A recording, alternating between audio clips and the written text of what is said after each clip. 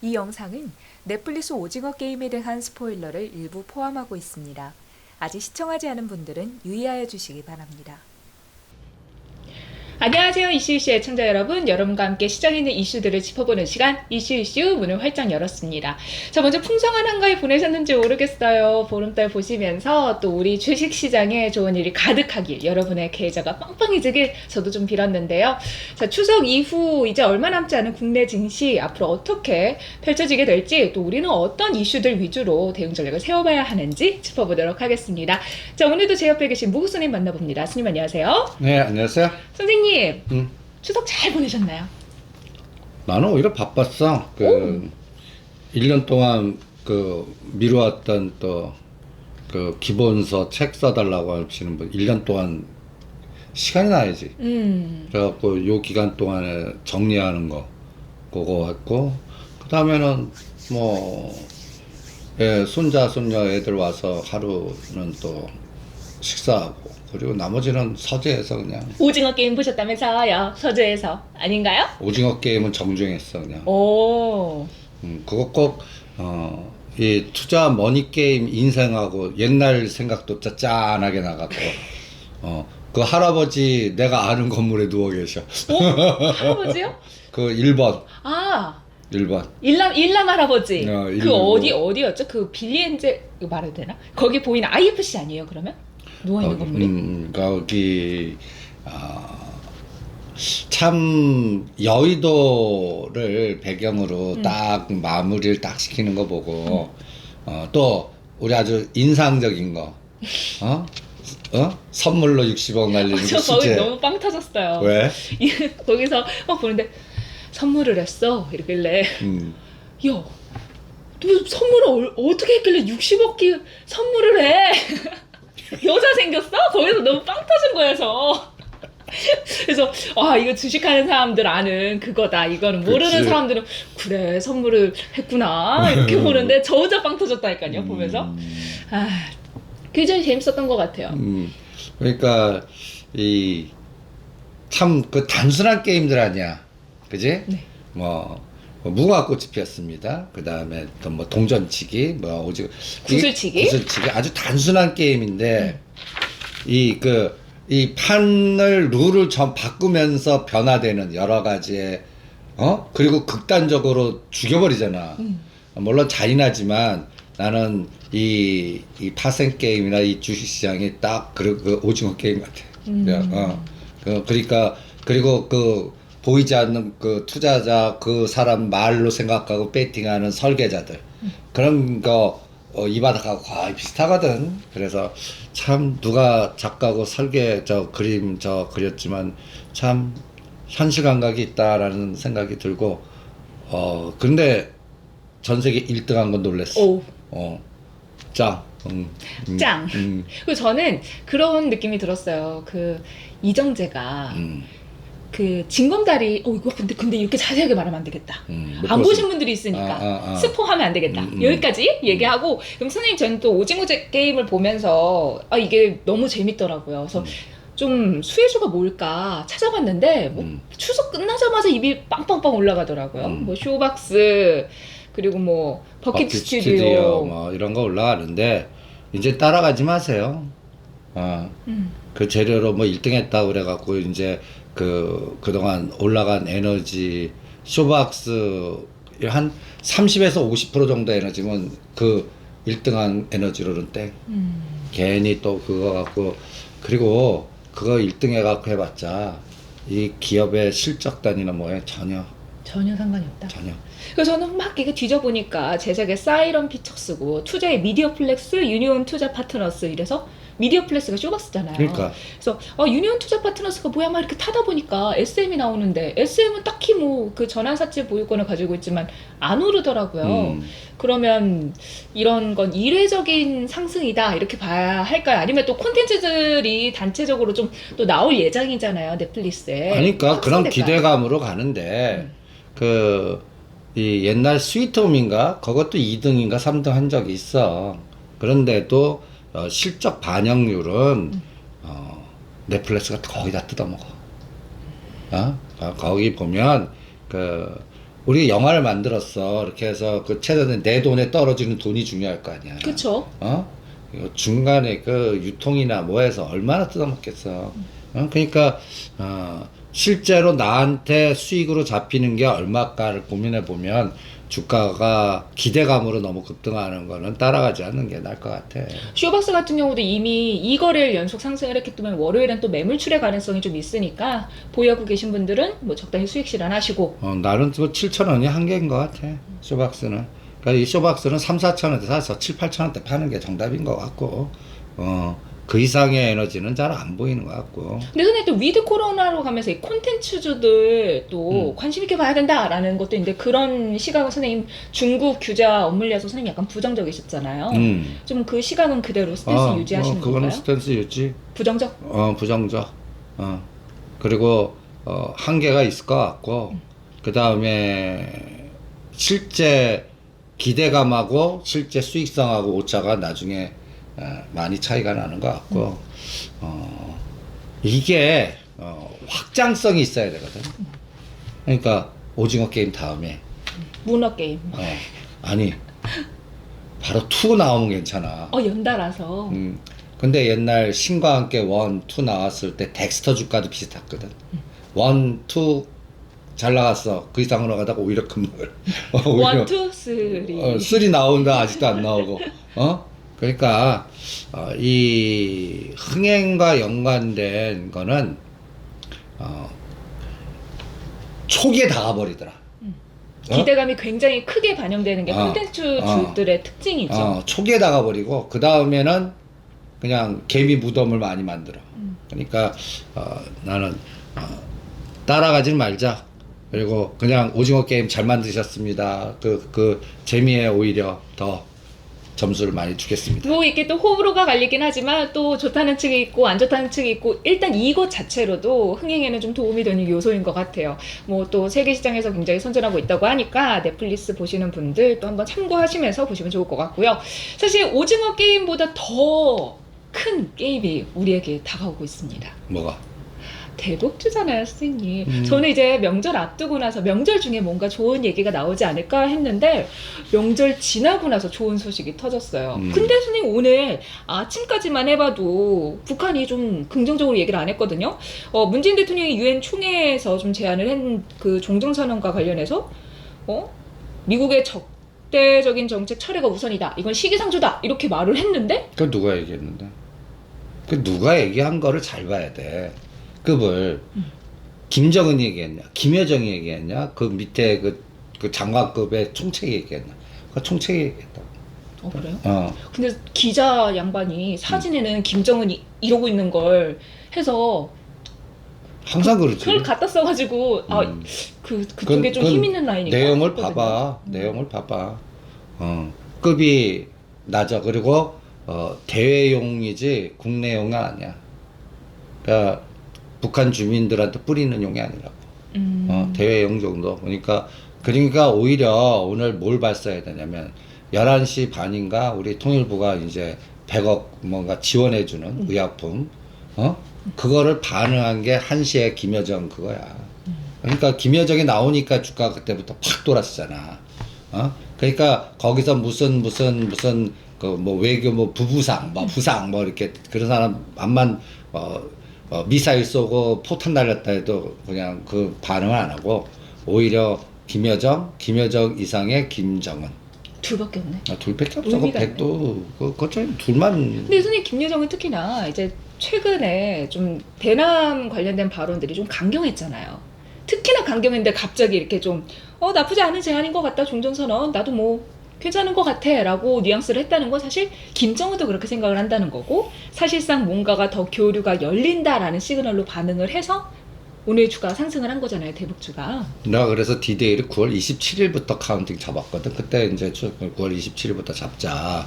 왜냐면 왕위부장 갔다 오고 우리 대통령 유엔 갔다 오고 스케줄 딱 맞춰서 9월 27일부터 10월 초 사이에 이제 통신선 연락내나 이렇게 속보 뜨나 했더니 이제 이게 먼저 뜨네. 그리고 이제 가장 대박은 이제 월요일 전에 주말에 통신원 연락했다 소포 뜨면 이제 얘네들 짜고 스톱 쳤나 아니면 얘네들 우리나라에 선물 롱쳤나 아, 불안해. 이게 되게 심리성 있는 얘기거든요. 아, 또 어떤 분들은 또 그런 얘기를 해요. 아, 이거 북한이 이슈 터트리고 물량 빼가려고 대북주 이슈 터트리고 한 거 아니냐. 북한이 작전 세력 아니냐. 그런 얘기도 나 있는데. 걔네들 가만 보면 타임 잡는데 꼭 작전 세력 같아. 맞아요. 파생매매 하는 것 같아. 파생매매 하는 것 같아 나는. 꼭 그 60억을 거기서 땄네. 우리를 뺏기고. 선물을 했네.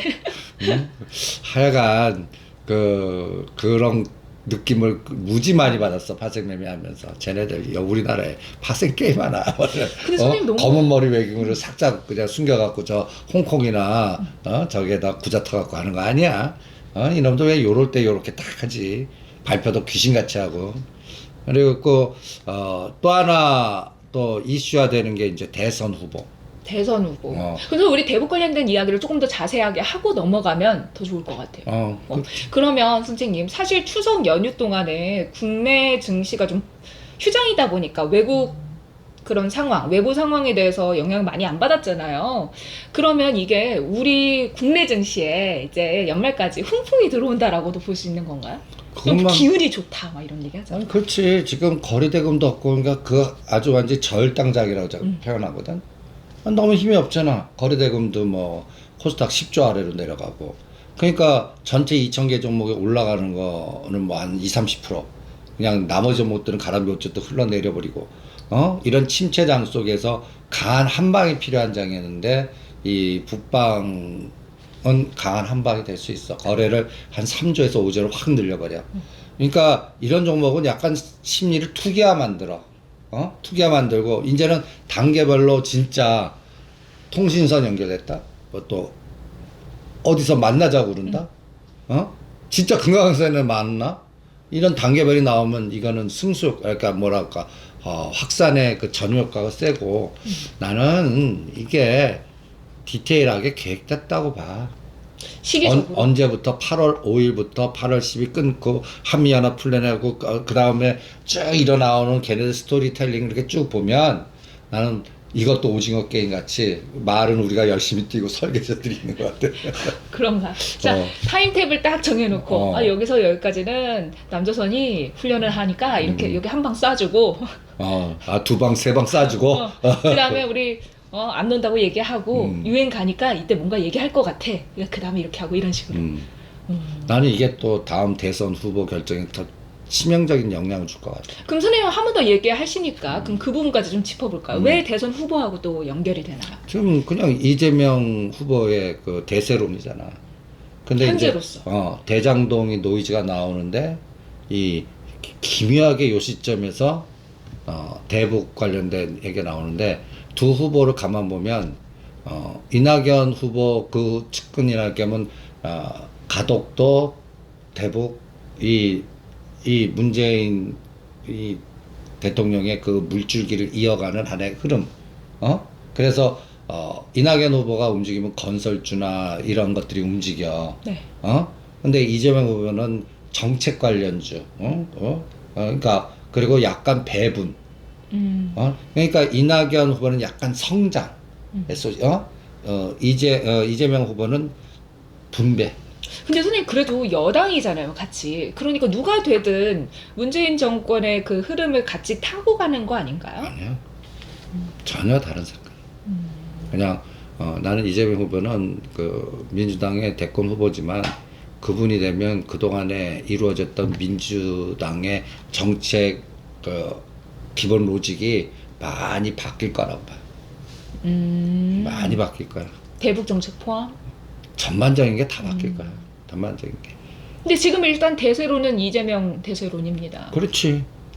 이제 그러니까, 뭔가 뒤집어져야 돼요. 그러니까 만약에 이낙연 후보가 되려면 이제 25일에서 26일 날이 그 전라도 이제 가장 핵심되는 거기에서 만약 전환구면 딱 맞아봐.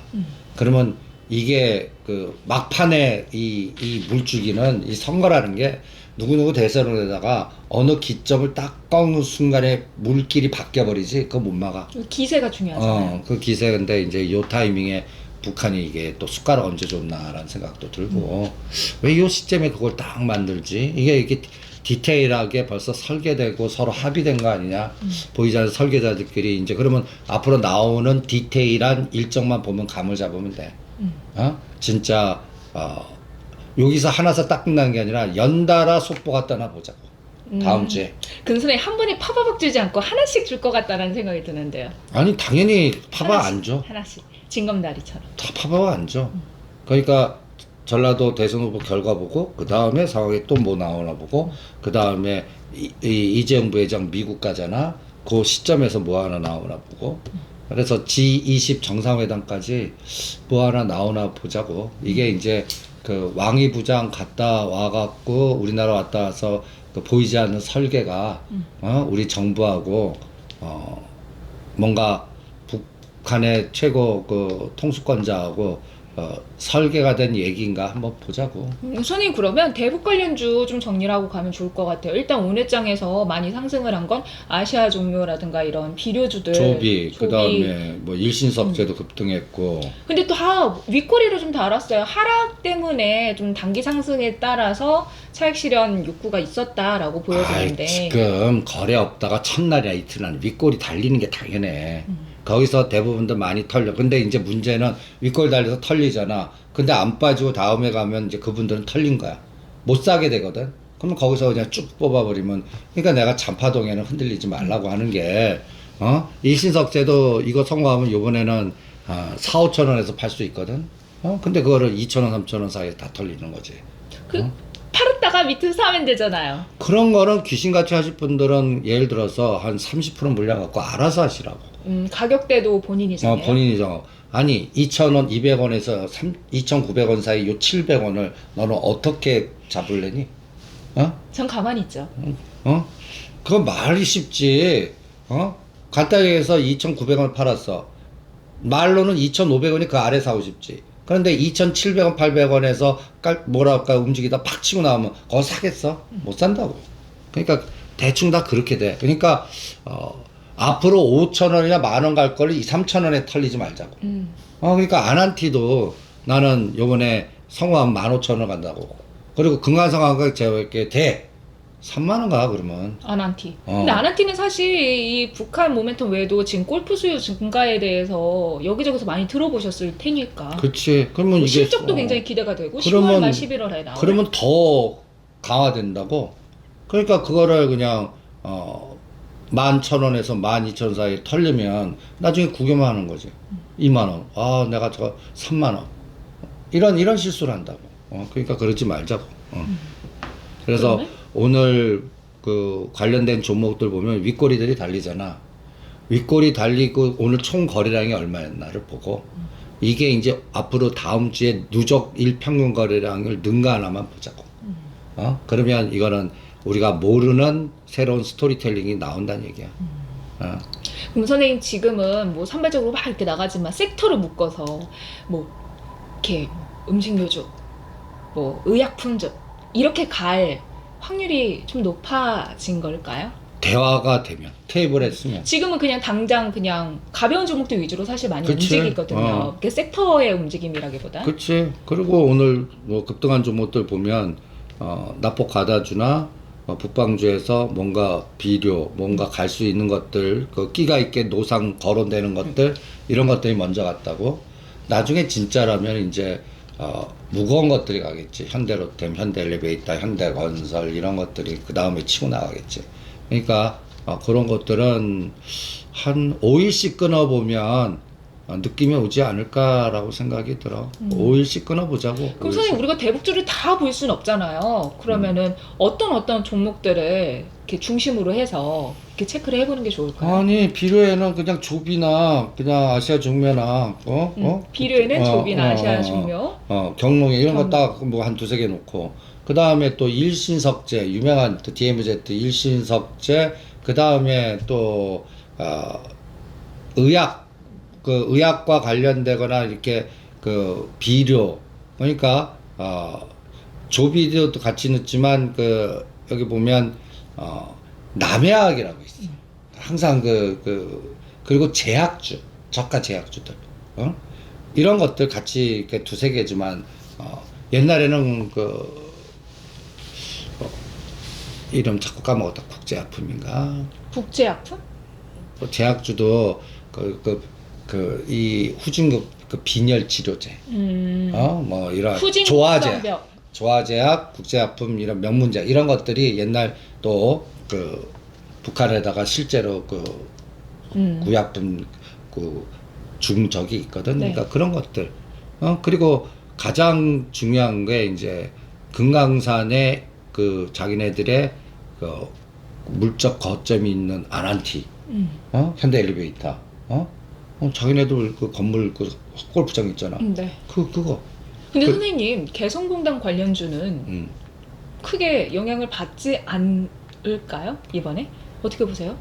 요번에는 나는 솔직히 지원 위주로 가면은 아무래도 안 받는데 경제성장 쪽은 요번에는 나는 북한이 전면적 개방을 해야 돼, 쟤네들. 말하는데 개성공단 관련주가 가려면? 아니, 안에 들여다보면 여기서 뭔가 경제적인 에너지를 풀어주지 못하면 쟤네들 통치적인 에너지에 마이너스 엄청난 간단히 얘기해서 민심의 반란이라고 그럴까? 중국도 그렇게 하는데도 천안문 사태가 났는데 쟤네들 터질 때가 됐단 말이야. 그런데 이거를 해결하려고 그러면 어쨌든 간에 인민들이라고 하는 걔네들 먹거리를 만들어 줘야 돼. 먹고 살 수 있게.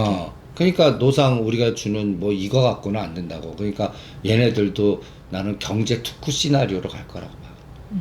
경제 특구 시나리오. 그러니까 지금 중국은 너무 고속 성장해 갖고 그 문제점을 해결하는 가지치기가 들어갔고, 이제 북한은 이제부터 특구 만들어 갖고 자금 끌어들여서 성장률을 해야 되는 시점이 들어왔고, 그런 흐름을 봐야 되기 때문에 쟤네들이 가장 쉽게 돈을 빨아들일 수 있는 게 우리나라야. 우리나라 호구. 우리나라 호구. 중국도 뭐 만만치 않고, 우리나라는 일단은 같은 동포에 약간 또 밑에 깔고 들어가는 게 있잖아. 근데 또 우리 입장에서도 우리의 경제적 이익을 위해서도 우리도 들어가야 나중에 북한이 개방됐을 때 우리의 이득을 또 챙길 수 있으니까. 그리고 나는 들어가서 북한 주민들을 오염시켜야 돼. 돈맛, 오징어, 전염을 시켜야 돼. 그리고 그래야 이제 KT 통신력 뜯어낼 수 있어. 네네, 손전화 아직 가지고 있시오. 그런 가장 무서운 전략이야. 이게 총칼 쏘는 것보다 간단히 해서 물질적인 이 단맛 보여줘야 돼. 드라마 지금 북한에서 무슨 우리나라 드라마 봤다 누구 숙청한다. 그게 얼마나 그램에도 불구하고 다 이 통신만 못 맞거든. 근데 북한에서 우리 드라마 다 보는 것 같아요. DP인가? 탈영병 관련된 건데 그것도 북한에서 코멘트 했잖아요. 남조선의 군대 시스템이 이렇게 썩어 있다. 그걸 보지 않았으면 어떻게 알아? 다 봐. 중국 이게 하면 다 이렇게 따라 들어가. 그래서 봐. 그런데 보는 것보다 접촉이 들어가야 돼. 근데 선생님 북한 입장에서도 지금은 내부적으로 뭔가 경제를 키워야 된다라는 목소리가 굉장히 커져 있을 것 같은데 사실 거기에 좀 리스크가 되는 게 체제 안정성, 사회주의 체제에 대한 안정성이잖아요. 근데 중국이 이런 경제 성장을 한 다음에 기업들을 때려잡는 걸 보면서 우리도 저렇게 하면 되겠다라는 아이디어를 얻었을 것 같아요. 뭐 그것도 있겠지만 그건 10년이나 20년 후 얘기고 중국은 이미 20년 동안 30년 동안 이미 했고 1990년대 수준이 지금 북한에 딱 있는 것 같아. 중국이 개방하고 그래서 뭔가 사회 구조를 바꾸고 이러한 시스템에 1992년부터 발동 걸렸다고 보면 되거든. 중국은. 북한은 나는 2022년부터 10년간 발동 걸릴 것 같아요. 그럼 선생님 중국처럼 북한이 발동 걸릴 거다라고 하셨으니까 여기서 아이디어를 얻으면 중국은 어떤 순서대로 이렇게 개발이 되기 시작했나요? 그러니까 어느 섹터, 어느 것들부터? 어느 지역을 특구로 만들 거지. 그러니까 신의주 경제 특구, 뭐 어디 그 두망 어떤 극점부터 먼저 할까. 원산, 저 신의주 끝단에 이렇게 놓고 개성 이렇게 해서 4개나 3개 만들어 놓고 거기에 이제 합작 회사 형태라 맥도날드 뭐 들어가는 여러 거. 가지 49대 51 지네가 정확하게 50일 갖고 있고 49 주면서 나중에 배운 다음에 뺏어 먹으려고 뭐 이런 구조로 해서 이런 시스템을 만들어 놓고 그런 게 만들어 놔야 기술을 배울 거 아니야. 중국이 그랬거든. 그래서 3년 5년 되면 그 우리나라 한국 사장 감옥에 쳐놓고 거기 부사장이었던 게 다시 옆에 똑같은 건물 세워놓고 사장 딱 되시고 그런 시스템으로 이렇게 오한 거를 똑같이 할 겁니다. 선생님 중국이 그렇게 성장을 한 다음에 세계 공장에서 이제 내수 시장을 확보하겠다라고 했잖아요. 그럼 북한도 일단 인건비가 싸니까 그치. 그 우리 걔네는 뭐 탄소제로 이런 거에 뭐 걸릴 게 없잖아요, 사실. 그러니까 거기다 막 공장 짓고 막 그렇게 되는 거 아니에요? 막 대기오염되고? 그거야 또 부수적인 얘기고 그거는 뭐 어쩔 수 없이 그 산업화 하려면 가는 건데 미리 걱정한다. 너무 시간 점프를 너무 많이 했어요. 미리 걱정하네. 그러니까 거기서 그러면 이제 중국처럼 이렇게 되어 가면은 그런 시장이 세계의 그런 공장이 북한으로 이전할 가능성이 있는지 아니면은 현재 뭐 베트남이나 인도네시아나 다른 데도 워낙 많으니까 좀 세계적으로는 그런 게 어떻게 될지 좀 말씀해 주시면 좋을 것 같아요. 아니 저것만 그 보장이 되면 왜 미쳤다고 베트남에 있냐? 뭐가 보장돼야 돼? 문 닫아놓고 갑자기 그 투자한다 하고. 해놨는데 다 몰수하고. 뺏어가고 이것만 보장되면 되잖아. 근데 그거를 그러면 우리나라하고만 하면 또 걔네가 그럴 안 수 되지 있으니까. 그러니까. 미국, 중국. 안 돼. 아니 그 끌고 미국 와서. 안에 이게 거의 국제법으로 가야 돼. 국제법. 그 다음에 이제 중국이 껴야 돼. 그렇죠. 그러니까 지금 내가 보이지 않게 미국 우선해서 중국도 같이 껴넣는 전략을 이제 실무자들 차원에서 해보니까 이게 안 되잖아. 그러니까 이제 그래서 그 작업을 할 것 같고 그 다음에 이 북한의 그 지도자 그룹들이 이 백두 체제 이거 왕권 아니야. 혈통. 왕족 국가. 이 왕통이 얼마나 위험한 시스템인지 아냐? 요거 하나만 딱 없어버리면, 그냥 이게 뭐가 중간에 붕 떠버리는 거라고. 군웅할거 시대가 된다고. 왕조가 무너지면 항상 그 다음은 군웅할거가 되잖아. 북한이 꼭 그 꼴이 날 수 있거든. 그러니까 이 체제가 저렇게 이렇게 그 안정된 체제들이 아니야 저게. 그러면 밖에서 보면 단단한 것 같지. 네네. 하나 탁 쳐서 무너뜨리면 이게 갑자기 툭 무너질 체제라고 저희가. 그러니까 이게 단계별로 우리가 잘 들어가 갖고 체제화 시키는 작업이 굉장히 필요한데 나는 들어갈 때 합작으로 들어갔으면 좋겠어. 북한하고 우리만이 아니라.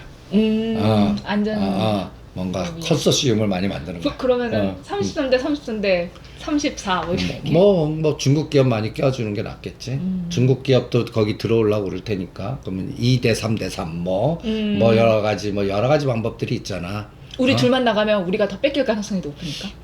이제는 우리 그 한번 당한 게 있어갖고 들어오라고 그래도 잘 안 들어갈 거야. 머뭇거리게 되죠. 그러니까 이런 생각 그래 3년간 그 싼 노동으로 해서 난 뺏겨도 이거 다 뽑아낼 수 있어. 뽕 뽑아. 그런 감각이 아니면 쉽게 들어가지를 못할 걸. 그러니까 진짜 들어가려면 10대 그룹이 들어가야 돼. 우리나라. 그쵸. 이렇게 뭐 작은 그런 거. 작은 중소기업들이 아니라 진짜 삼성전자, LG전자 저 베트남에 있는 게 저기 원산이나 개성이 들어간다면 예의가 다르잖아. 그쵸. 그 이제 초코파이 안 먹고 몽쉘 먹을 것 같아. 그러면 비싼 거. 이 인건비라든지 여러 가지 문제가 엄청나게 해결이 돼요. 가장 언어 잘 되지. 손재주 우리하고 거의 똑같이 교육시키면 난 미국이 제일 그러니까 미국 투자할 때 왜 고민하는지 아니? 거긴 태업이 많잖아요. 아니 권리 그리고 주장하고. 그래서 미국 투자할 때 지금 로봇으로 하려고 그래. 대부분들 로봇으로. 북한은 그거 손도 빠르고. 이게 장점인데 문제는 체제 리스크거든. 체제 리스크. 그래서 이 체제 리스크가 다음 정부에 어떤 형태로 가나 약간 어떤 느슨한 그러니까 두 나라 체제를 인정을 하는 약간 이건 이게 좀 말이 좀 약간 뭐라 그럴까 체제를 인정해 주는 거죠. 두 국가 두 체제. 우리는 그냥 남남. 그러면서 왕래하면서 뭔가 정치하고 경제를 분리하는 구조가 되어버리는 거지. 그러면서 우리가 그냥 갔다 얘기해서 그 부산 가듯이 야 평양 갔다가 평양냉면 한번 보고 갔다 오자. 이런 시대가 언제 될까? 근데 선생님 종전선언이라는 것 자체가 그 나라의 체제를 인정한다는 게 되는 거잖아요. 아니지. 그건 아니에요? 전쟁 상태야. 휴전했단 말이야. 전쟁을 끝내자 상태지. 무슨 인정이야. 종전은 왠지 전쟁이 끝났어. 그러니까 너는 너, 나는 나, 각자 살자. 이런 느낌인데 그건 또 체제를 인정하고 뭐 그런 부분하고 또 분리돼서 생각을 해야 되는 종전협정 다음에 이제 구체적인 이제 다른 또 협정들이 들어가야 돼. 그래서 여러 가지 그 옛날 뭐 김대중 대통령이나 다른 분들 무슨 연방제 뭐 이들이 있어. 근데 어떤 방식으로 할지는 모르겠는데 일단 정치와 경제와 분리하면서 우리들이 자유롭게 차 몰고 평양 가서 그 평양냉면 먹고 다시 돌아오고 그럴 때 까다롭지 않게 그냥 뭐 여권 하나만 딱 보여주고 도장 딱 찍으면 갔다 왔다 할 수 있는 뭐 이런 세상이 언제쯤 될까? 그게 키일 것 같아요. 근데 일단 뭐 단기적으로 될 것 같진 않고 단기적으로 봤을 때 우리는 이제 북한에서 어떤 이슈들이 나오는지 어떤 제스처를 취하는지를 보면서 이 큰 그림을 보면서 나아가면 될 것 같다. 나는 그걸 옛날에 한번 그 주역점을 한번 쳐봤다. 어떠셨어요? 언제래요? 기 받으셨네요? 아니 못 받았지만 10년 안에 된대. 언제 보신 거예요? 엊그제 보시고 10년은 아니죠? 아니야. 금년 초. 금년 초? 금년 내가 초? 그런 것들을 1년. 1년. 그런 걸 자꾸 보거든. 그래갖고 그거에 또 기운도 많이 또 전략을 세울 때 많이 참고를 해요. 그러니까 그게 60주 기념 그때 설명한 거랑 또 북한의 여러 가지의 팔로더맨 그리고 국제적인 환경 그리고 또 시진핑의 머릿속 김정은의 머릿속 막 들어가고 거기에 나오는 공자님 같이 그런 거 해놓고 K를 던져보면 그 K에 나오는 조합 과정을 이렇게 쭉 연결 보면 이게 이제 그 내가 생각지도 않았던 여러 가지 다양한 방법을 생각하는 훈련이거든. 그리고 그 빅데이터를 모아. 그래서 가능할까 안 가능할까. 나는 그 윤곽이 보이는 게 2025년 같아. 2025년. 2025년이면 어떤든 간에 나는 맡겼던 게 뚫리면서 뭔가 왕래하면서 어떤 구체적인 뭔가 이제는 안 보이잖아 아직은. 네. 기껏 가봤자 뭐 그 의약품 뭐 그다음에 뭐 이렇게 그 여행 이런 정도인데 진짜 우리 대한민국의 큰 에너지가 한번 우길승천하려면 그 북한의 노동력과 우리의 자본과 기술력이 합쳐서 메이드 인 코리아를 만들어 갖고 그러면 이게 차이나 저리 가나요. 그런 에너지가 나와서 그거를 갖고 저 간도에 있는 땅을 다 사는 거야, 씨. 이씨. 사는 거면 사는 거지 왜 사는 거야, 이씨. 사고 싶어요, 선생님? 다 뺏겼던 거를, 다 살 거야. 옛날 같이 뭐 고구려에서 저기 무슨 군대 칼자고 정벌하는 세상은 아니잖아. 그럼 금융으로 정벌 하는 거야. 다 우리 거야. 다 옛날에 우리 거였어. 기다려.